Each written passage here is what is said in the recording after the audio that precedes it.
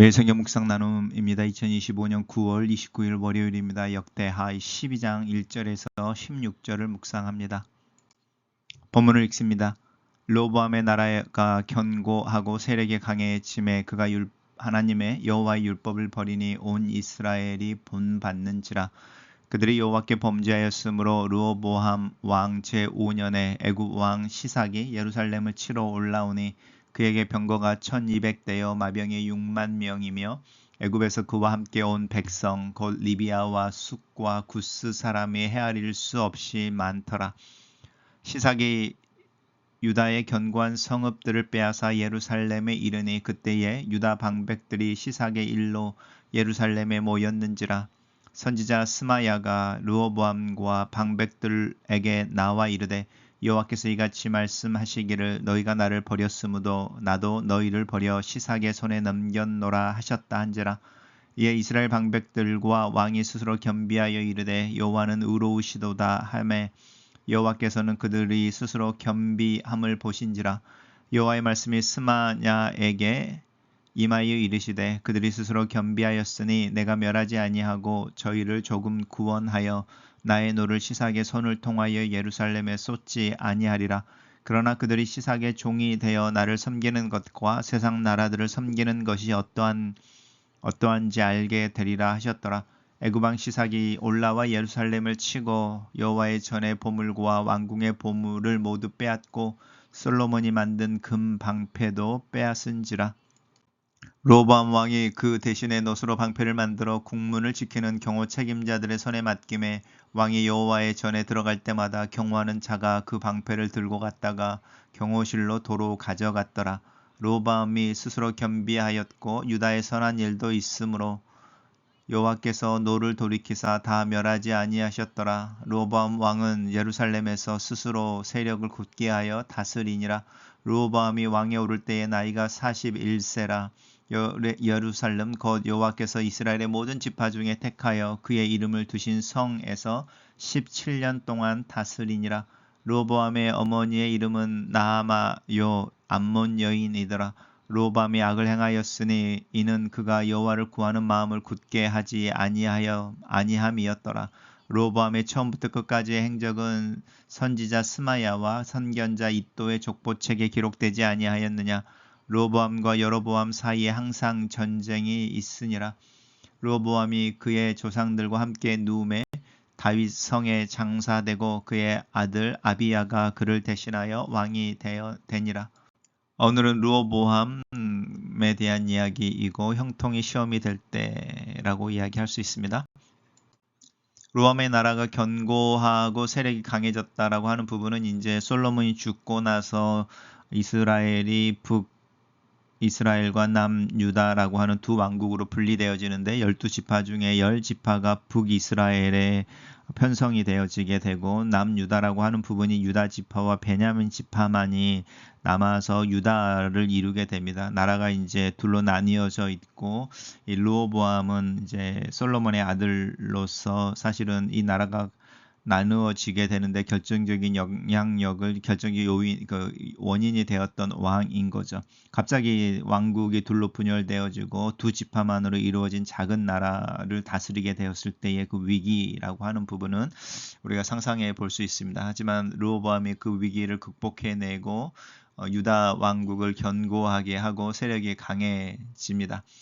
그리고 이제 그렇게 자신의 연약함에서 또 위기를 극복해내고 정치적으로 또 경제 군사적으로 힘을 얻기 시작하면서 르호보암이 여호와의 율법을 버립니다. 그리고 왕이 여호와의 율법을 버리니 온 이스라엘이 본받았다라고 하는데 이 부분은 이제 뭐 여호와를 버렸다라고 하는 것은 우상 숭배를 이야기하는 것이고 우리가 그 나중에 이 르호보암의 어머니가 모함 여인이었음을 이야기할 때에 이 이스라엘의 율법을 버렸다고 하는 부분을 우리 생각해 볼 수 있습니다. 그들이 여호와께 범죄함으로 이제 제 5년이니까 르호보암이 41세의 왕이 되어져서 5년 후에 애굽의 왕 시삭이 예루살렘을 치러 올라옵니다. 이것은 이제 솔로몬이 하나님의 성전을 건설하고 완공할 때 기도했던 기도의 내용입니다. 하나님의 백성들이 하나님을 멀리하고 말씀을 버리고 다른 신들을 섬기게 됐을 때에 기근이라든지 전쟁이라든지 어떤 형태로든 간에 하나님의 백성들을 책망하십시오. 그리고 그렇게 책망하실 때에 하나님의 백성들이 스스로를 겸비하게 하고 하나님께 돌이켜 하나님께 사함을 이렇게 청하는 기도를 할 때 하나님 그 기도를 들으셔서 하나님의 백성들을 용서하시고 새롭게 해주십시오라고 하는 기도인데, 그 기도가 이제 이 르호보암의 상황에서 어떻게 적용되어지는지를 이야기하는 거죠. 하나님을 버리고 하나님께 범죄한 이들을 치기 위해서 막대기로 애굽 왕 시삭이 올라오고 예루살렘을 이제 치러 오게 되는 부분입니다. 뭐 이제 병거라든지 마병 이야기도 나오고요. 리비아, 숲, 구스라고 하는 이 용병들인 거죠. 그 사람들 또한 굉장히 많이 온 거죠.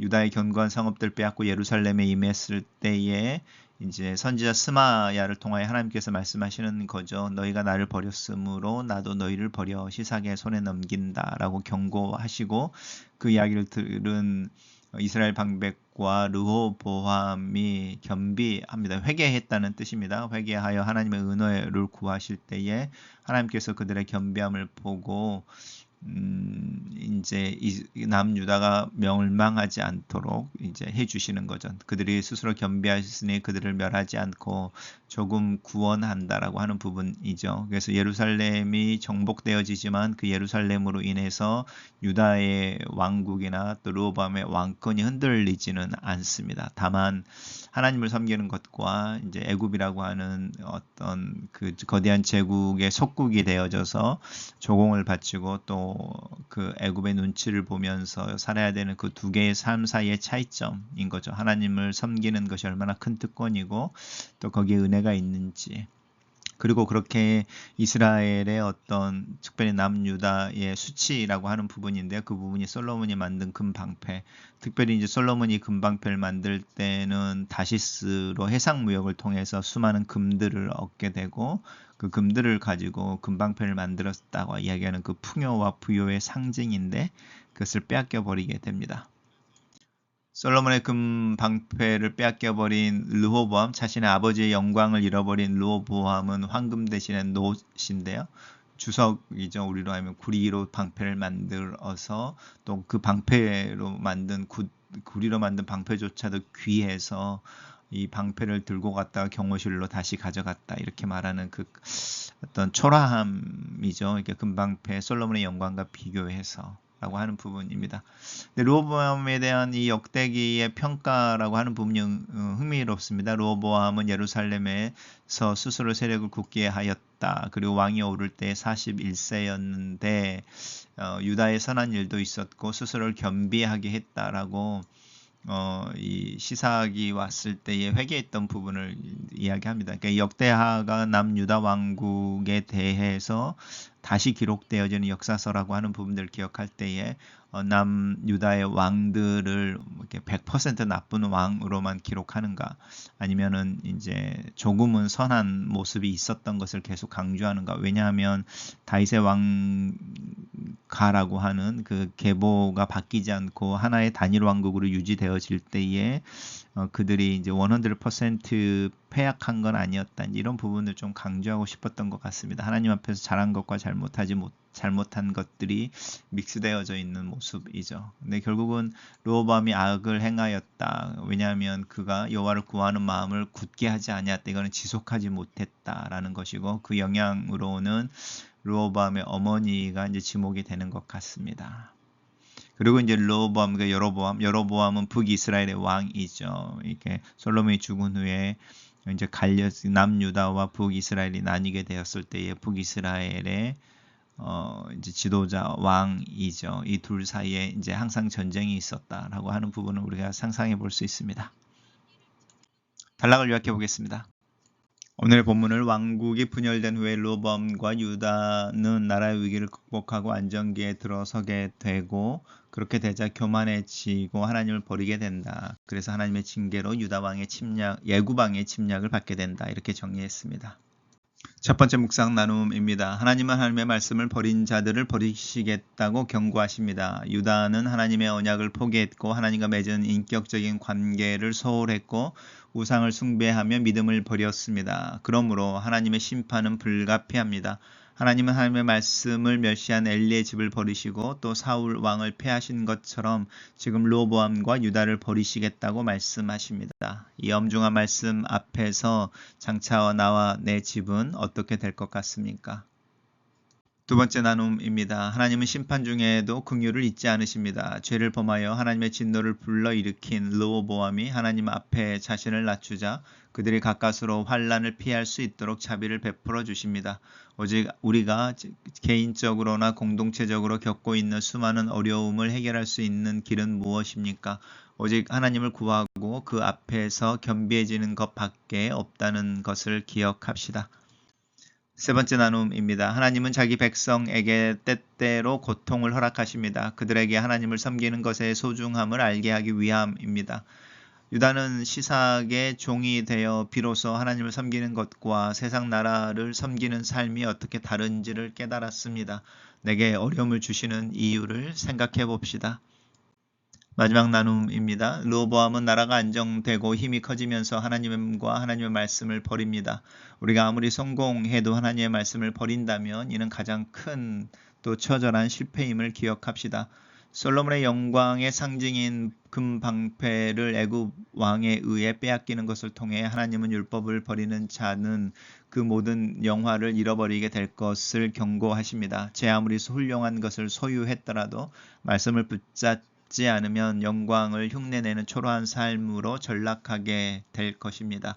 르호보암의 삶을 한마디로 요약하면 마음을 오로지하여 하나님을 구하는 삶을 살지 않은 것이었습니다. 그가 겸비하여 하나님의 긍휼을 입었지만 그것은 한때의 경험일 뿐 결코 지속되지 않았습니다. 내 삶의 결말은 어떨 것 같습니까? 나는 하나님의 말씀과 은혜를 지속적으로 구하고 있습니까? 글로 쓰는 기도입니다. 살아계신 하나님, 르호보암의 삶에서 교훈을 얻습니다. 마음을 온전히 하여 여호와를 찾지 않는 삶은 이 세상의 성공과 영광이 오히려 하나님 앞에 화가 되며 하나님의 긍휼을 얻지 못하는 삶인 것을 기억합니다. 하나님의 임재 앞에서 내 자신을 낮추고 겸비하고 하나님의 은혜를 의지하고 말씀을 붙잡으며 하루하루를 믿음으로 살게 도와주시옵소서. 예수님 이름으로 기도합니다. 아멘.